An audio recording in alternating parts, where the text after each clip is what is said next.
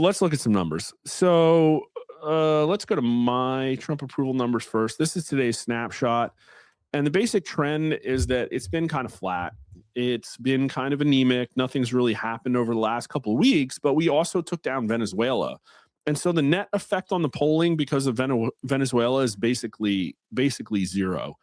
Now, there was a couple of days where GOP approval of Trump went up and independent approval of Trump went down to negative 22. But if you look at independents, he's underwater 11 right now, which is actually pretty decent.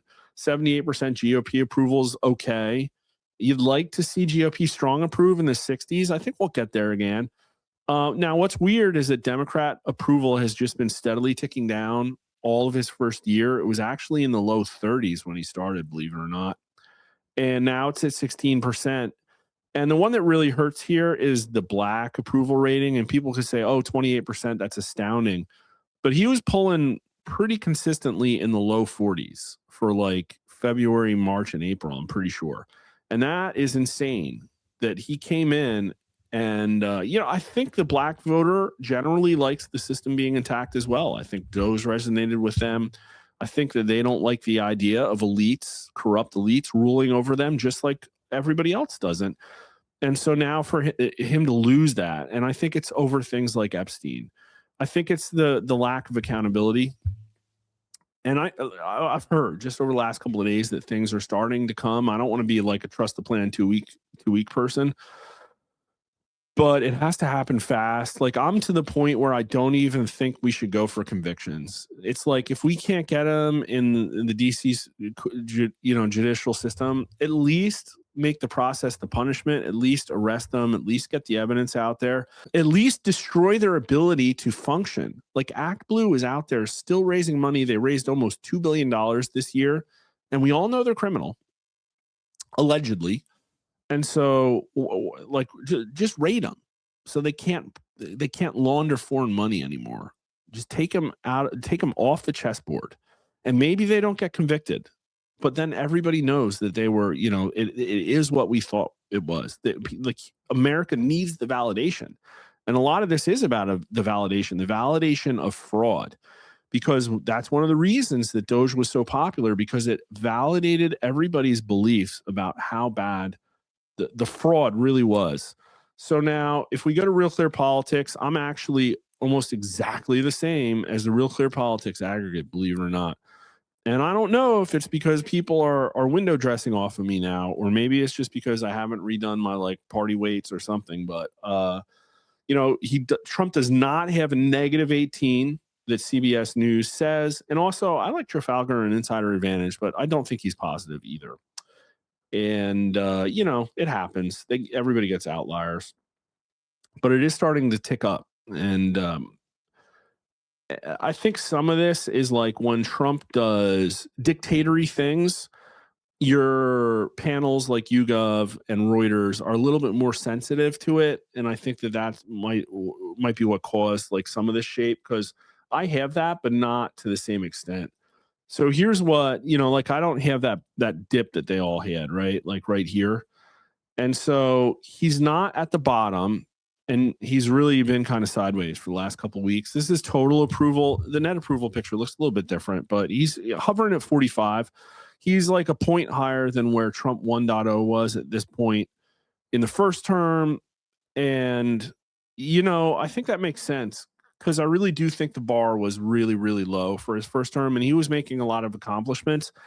And it was all sporadic. And he was also getting just utterly savaged by the Russia collusion hoax. That's what happened here earlier in the first term. And he's kind of tracing below Obama 1 and Obama 2 right now. Again, I think he can recover. I think he's going to maybe trace term 1. And I think we'll see like mid-January, like maybe the end of next week, all this stuff. People are like, wait, everything's going good again.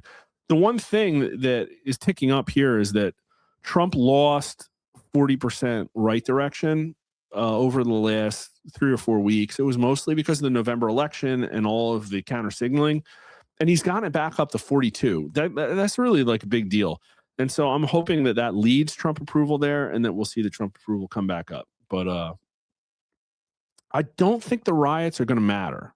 I really don't. If Venezuela didn't matter, I don't think the riots are going to matter. I think Trump has lost some support because of the ICE protesting and the way that ICE is doing the deportations with the masks. I think it looks a little cringe. It is making people scared.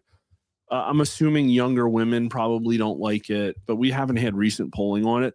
But I think all that damage has been done, and so it's like if you've already lost those people, at least give everybody the mass deportations. And so my advice would just be like, hey, pump the brakes a little bit on the insane optics, and go after the employers, go after the remittances, make it so these people can't function, debank them, get them out of the country, mass deport them.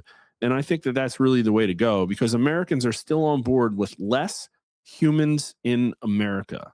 And so why would we stop that? This is the same thing with the Minnesota shooting. We'll look at the polls. It was tragic. I hate to see a mother die. I don't know if she was a protester or not, praying for her family.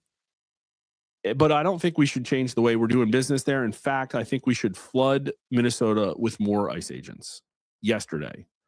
They should not be allowed to protest. The protest should be put down. And, because like that's what the younger people want to specifically. They don't like the fact that an unprincipled system can continue.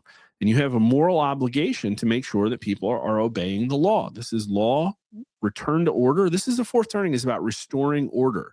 And is restoring order going and licking your wounds because something happened in Minnesota that is tragic?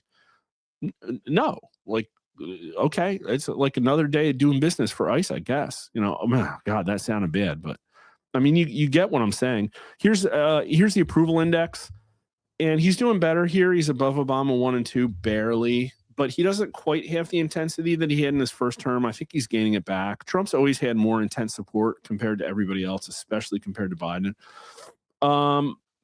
But let's look at some winning. Like this is just what stands out to me is that first off, his cabinet is really doing a good job messaging. This is the Department of Labor. Globalist economic policies have inflicted catastrophic damage on our nation. This could be Republicans or Democrats. It's the big businesses, it's the globalists. This is good. They're calling out the right people. Decades of unrestrained migration and endless offshoring of jobs, Club for Growth, Chamber of Commerce, and a system that puts foreign workers first resulted in America-born workers having jobs and opportunities stolen from them. Excellent. I use that term.